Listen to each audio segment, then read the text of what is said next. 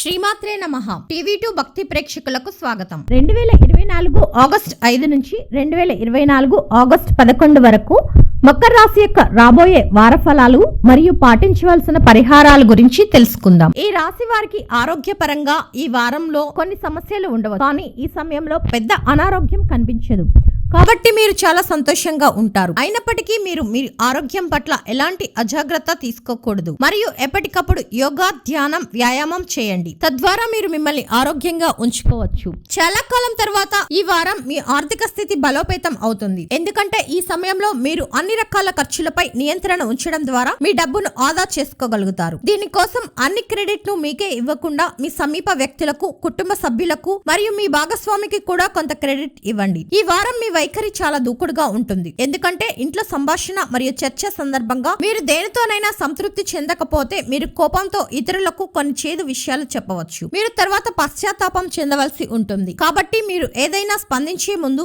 జాగ్రత్తగా ఆలోచించండి. ఈ వారం మీరు కొంతమంది సహోద్యోగులు అనేక ముఖ్యమైన సమస్యలపై మీ పనితీరు పట్ల అసంతృప్తితో ఉన్నారని మీరు కనుగొంటారు. వారు మీకు ఈ విషయం చెప్పనందున మీరు దాన్ని మెరుగుపరచడం గురించి కూడా ఆలోచించరు. అటువంటి పరిస్థితిలో మీరు ఆశించిన ప్రకారం ఫలితాలు రావడం లేదని మీరు భావిస్తే మీ ప్రణాళికలను తిరిగి విశ్లేషించండి. మీ అవసరానికి అనుగుణంగా సరైన దిద్దుబాట్లను తీసుకురావడం మీకు మంచిది. ఈ రాశి చక్ర విద్యార్థుల కోసం ఈ వారం ఆశించిన దానికంటే మెరుగ్గా ఉంటుందని భావిస్తున్నారు. అటువంటి పరిస్థితిలో మీ వైపు మీరు ప్రయత్నిస్తూనే ఉండాలి మరియు కష్టపడి పనిచేయాలి, ఎందుకంటే ఇలా చేయడం ద్వారా మాత్రమే సాధ్యమయ్యే ఫలితాలు మీకు అనుకూలంగా ఉంటాయి. చంద్రరాశికి సంబంధించి 3వ ఇంట్లో రాహు ఉండడం వల్ల ఆరోగ్యపరంగా ఈ వారం మీకు చిన్న చిన్న సమస్యలు ఎదురవుతాయి. పెద్ద అనారోగ్య సమస్యలు ఏమీ ఉండవు, మీరు చాలా సంతోషంగా ఉంటారు. చంద్రుని రాశికి సంబంధించి బృహస్పతి 5వ ఇంట్లో ఉండడం వల్ల ఈ వారం చాలా కాలం తర్వాత మీ ఆర్థిక అంశాన్ని బలోపేతం చేయబోతున్నారు, ఎందుకంటే మీరు మీ అన్ని ఖర్చులపైన నియంత్రణ కలిగి ఉండడం ద్వారా డబ్బు